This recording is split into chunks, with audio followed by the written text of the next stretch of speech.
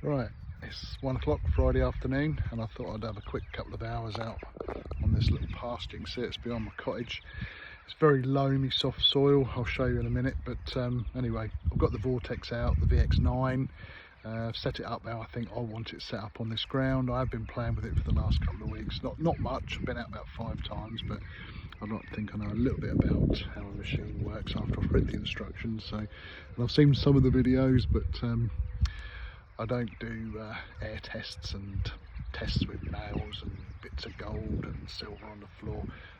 I like to test a machine in the field because I think that's where they're designed to work best. So anyway, I'm going to stop this now and turn it around and just show you what I've done. Right, so turn the camera around now, and what can't speak can't lie.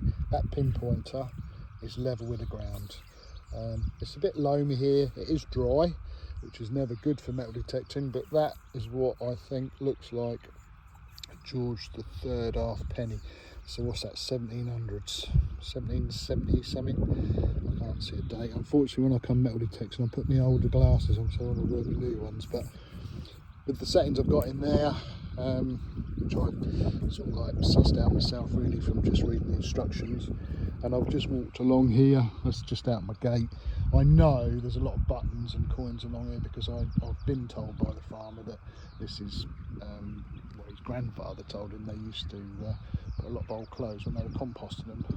There is a word for it. I can't remember what it is now, but yeah, so if I want to come and test a machine or have a play, I can definitely come along here. Over there's an old market, so I know there'll be some Roman and some hammered coins, and over there I've had a little bit of Saxon and Viking, so there's plenty here to go at. But yeah, I just thought I'd share that because, you know, that's not bad in this dry conditions. I mean, that is deep, and to tell you what, pinpointing with that, bloody easy as well. You know, that's where it is. So you can see, tight little hole, tight little plod. But anyways, I'll stop waffling. That's what it's had. That's how deep it was with the Vortex. So it's doing what it says it will do. So let's go and see if we can find something else anyway. Right, second signal on the Vortex. That was about 4 inches down, and a steady 50, 52, lovely sweet tones, and it stopped me in the track, so it's done what it's supposed to do. I've tweaked things slightly, but I'll go into that a little bit later. I don't want to complicate things, but I mean, obviously you tend to tweak to your land, and this is very dry as everybody else's, but it's very loamy, so you can get the spade in quite easily and dig a clod. But anyway, I thought I'd just add that to the finds list. I'll share that with you. So let's see if we can go and find something else. Right, onwards and upwards. Right, you've seen the start of the video where I've gone out into the pasture, which is at the back of my cottage. I showed you the first find, which was quite impressed me. I've been out already with it a few times, but I do like to get my head around a machine, especially when I'm just sort of like trying to help other people with, or give you my thoughts on, because let's be honest, you can't just go out in the field with a machine and know it inside out. It doesn't work like that. You know, a lot of these machines today, they've got a lot of functions to understand. They've got a lot of functions that work together and don't work together to get the best out of them, and all our land's different. I mean, they're similar, but it's different, let's be honest. And to get the best out of any machine, you need to understand it and tweak it to your particular land. Now, the land behind me is a pasture where they've had sheep on for a few months. I'm very lucky. It's very loamy. You can dig it easy even in this dry weather. Just about every hole has ants in it. There's bloody moles galore in there. So I don't know why it's like that. I mean, I did think maybe that years and years ago, because this used to be the farmyard, it's maybe where all the crops come back to, and you know, all the old dirt got shook off or whatever. I don't know. I know there's a road buried up the middle of it, a flint road. Medieval road, so there's been a lot going on there for years. The farmer told me his granddad kept shy horses sort of 100 odd years ago, or his great-great-granddad I should say, and I know the pasture pretty well.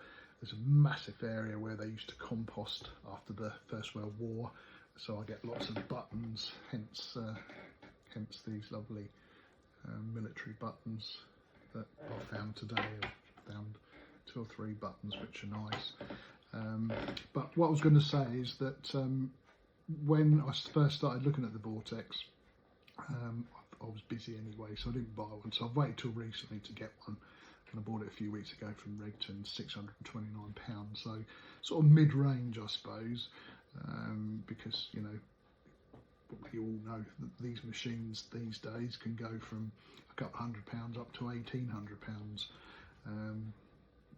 In my opinion, doesn't mean that it's a much better machine because it costs more. You've got to know what you're doing with some of these machines. I've got a DAS 2, which I think with all my bits and bobs is about £1,500. You know, it's horses for courses, but don't discount these cheaper machines. And this particular machine, I think this Vortex, in true Garrett style, I think does punch above its weight a little bit here at £629. I mean, that's the same sort of price as an RX, and I've had my RX now for nearly 6 years. Same machine, hasn't been updated or nothing. Yeah, it's wireless, it's light, it's got 3 tones, and there's a lot more you can do with this Vortex now, because obviously things have moved on, than what I can do with the RX.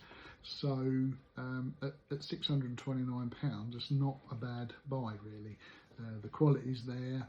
I think the blue, you love it or hate it. I think it looks quite nice. It makes it stand out. It's distinguished. It doesn't look like all the other machines. You know, they used to be yellow. Garrett was famous for its yellow machines, and when you went on a dig, you didn't have to look far. You could see the yellow machines everywhere. So that was always a good thing. But what I was going to say is, go back to what I started to say, that a lot of people, when I was looking, and there's quite a few videos on there about these, we're using zero, which is like an all metal mode. So I guess in the States they haven't got the history we've got here. We're very lucky in this country. You know, I had a Bronze Age Horde, nearly 3,000 years old.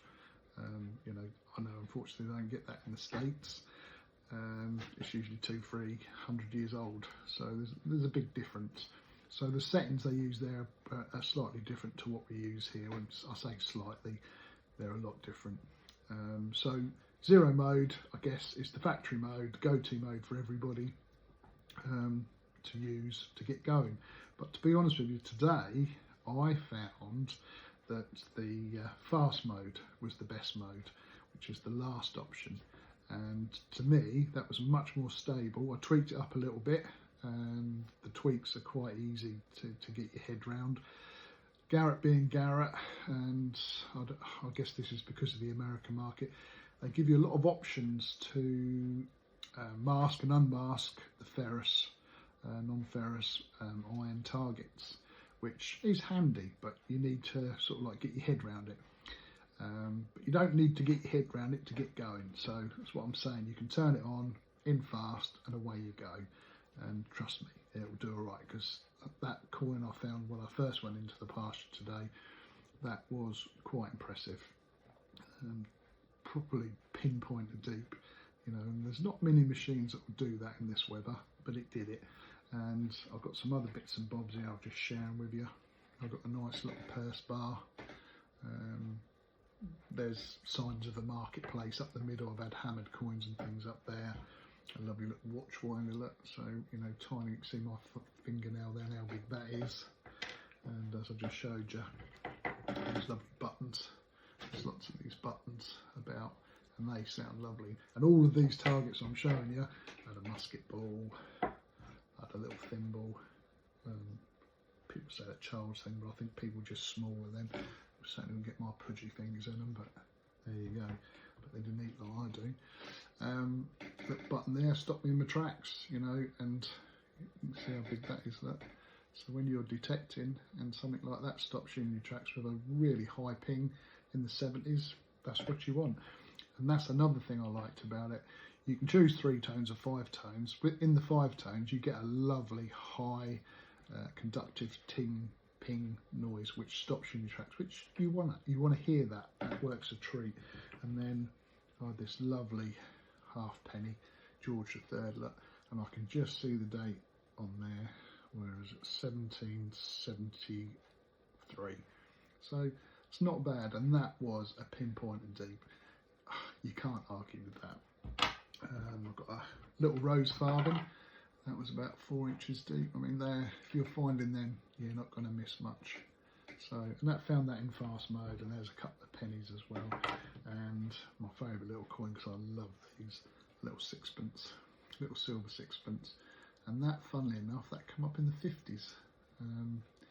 And that, incidentally, again, I didn't seem to have anything good under 45. Now, I haven't used it enough to know. I haven't found a hammered coin yet. I know where there's some hammered coins, so I will go over there in the pasture.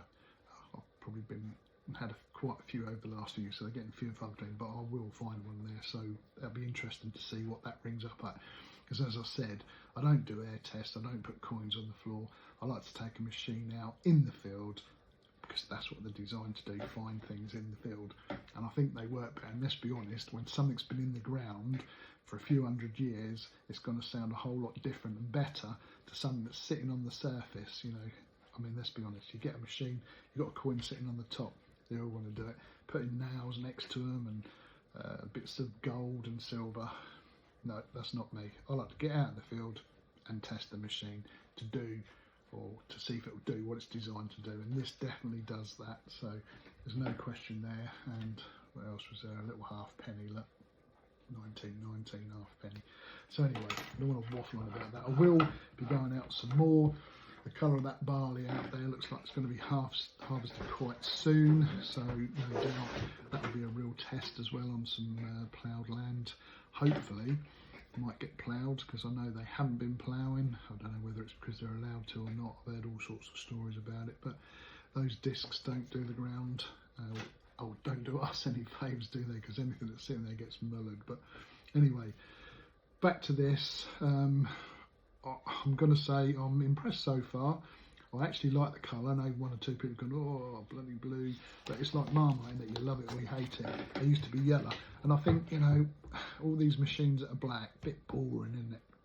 I mean, I quite like that. My mate's got a lime green Mustang, and sounds awful, but I tell you what, in the flesh, looks the absolute business. It really does. So that I'm quite pleased with. The other thing, of course, the screen.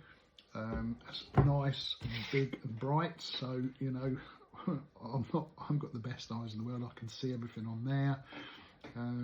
It's quite robust, it's quite solid. You can go diving with it, not that I'll probably go diving, but one other thing I did do, we went to the Norfolk coast a couple of weeks ago, and I don't really do beach detecting, but I took it on the beach, and I must admit that was quite impressive as well, because I have been on there with other machines and they were a no-no. They couldn't deal with the salt water. It just wasn't happening. But this thing, fine, and I found a few pennies and bits and bobs and ring pulls, as you do. So, excuse me, yeah, that impressed me as well. So, watch this space. We will go and do some more videos. I just want to try and help people understand, because, you know, I want to say it, and I'm going to say it. The Apex, when it come out, there was like all this hate for it, and I really don't understand that. I don't understand the hate for these machines. I had it the other day with a machine, and I said to the guy, well, how long have you had yours? I'm not talking about the Vortex. I'm talking about the RX. And he said, oh, they're rubbish, mate. And I was like, so how long have you had yours? Well, I ain't had one. It sort of like answers itself, really. I don't know how you can rubbish something if you haven't used it. So hence why I like to get my hands on a machine, use it, try it, and, you know, that's it. You can't get any better than that, really, can you? First-hand experience. So anyway, I'm not going to waffle on anymore. Those are the finds. That's the Vortex VX9. It's updatable. It's had a couple of updates, as far as I know. I don't know how many, because I haven't really followed it all the way through. I said I'd get one when the dust settled, and you know, let's be honest, when a machine comes out these days, oh, there's all fun and games, because all the experts in the woodwork come out and tell you it should do this, shouldn't do that. But we won't go into that. I'm going to leave it there, and hopefully come back to you again in a week or two with another video. So anyway, if I get this out tonight, have a nice weekend, HH and all that, and thanks for watching, and I hope it might help somebody. Thanks. Bye for now.